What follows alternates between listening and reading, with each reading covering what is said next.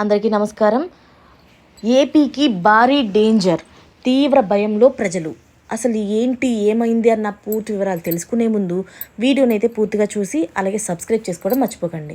చాలామంది వీడియోనైతే చూస్తున్నారు కానీ సబ్స్క్రైబ్ చేసుకోవడం మర్చిపోతున్నారు. దయచేసి సబ్స్క్రైబ్ చేసి లైక్ చేసి నన్ను సపోర్ట్ చేస్తారని కోరుకుంటున్నాను. అసలు విషయంలోకి వస్తే, దాదాపు నెల రోజుల క్రితం బంగాళాఖాతంలోని ఏర్పడిన మోదా తుఫాన్ ఆంధ్రప్రదేశ్ను అతలాకుతలం చేసేసింది. ప్రాణ నష్టం అంతగా లేకపోయినప్పటికీ ఆస్తి నష్టం మాత్రం భారీగా తెచ్చిపెట్టింది. ఇప్పుడు మళ్ళీ అలాంటి తుఫానే రాష్ట్రాన్ని వణికించడానికి సన్నద్ధమవుతుంది. ఈ సంగతి తెలిసి దాని ప్రభావం ఎలా ఉండబోతుందో అంటూ ఏపీ ప్రజల్లోనైతే ఆందోళన రేకెత్తుతుంది.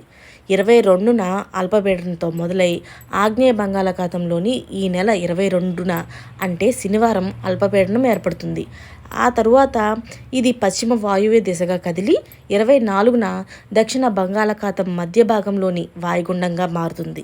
అనంతరం అదే దిశలోని పయనిస్తూ తదుపరి 48 గంటల్లోనైతే నైరుతి బంగాళాఖాతంలోని తుఫానుగా బలపడుతుంది. అది ఆంధ్రప్రదేశ్ తీరం వైపు కదిలే అవకాశం కూడా ఉందని అమరావతి వాతావరణ కేంద్రం అయితే గురువారం ఉదయం వెల్లడించింది ఈ విషయాన్ని. ఈ నెల 30న కోస్తాంధ్రలోని తేలికపాటి నుంచి మోస్తారు వర్షాలు కురుస్తాయని పేర్కొంది. తుఫాను తీవ్రత ఎలా ఉంటుంది, రానున్న తుఫాను తీవ్రత ఎలా ఉంటుందన్న దానిపైన వాతావరణ అధ్యయన సంస్థలు అయితే వేరువేరుగా అంచనాలు వేస్తున్నారు. గత నెలలో సంభవించిన మోదా తుఫాను కంటే ఎక్కువ తీవ్రత ఉంటుందని కొన్ని సంస్థలు అంటుంటే, దాదాపు అంత ఉండొచ్చని కొన్ని సంస్థలు అంటున్నాయి. భారత వాతావరణ శాఖ మాత్రం ఇప్పటి వరకు దాని తీవ్రత పైన ఎలాంటి ప్రకటన చేయలేదు.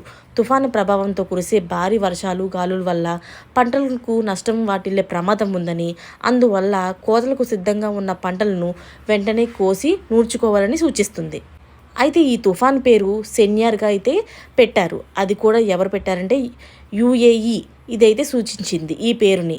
సెన్యార్ అంటే యుఏఈలోని అందమైన పువ్వు అని అర్థం. ఈ అందమైన పువ్వు ఎలాంటి ప్రాణ నష్టం మిగల్చకుండా సజావుగా మంచిగా వచ్చి వెళ్ళిపోవాలని ఆంధ్రప్రదేశ్ ప్రజలైతే కోరుకుంటున్నారు.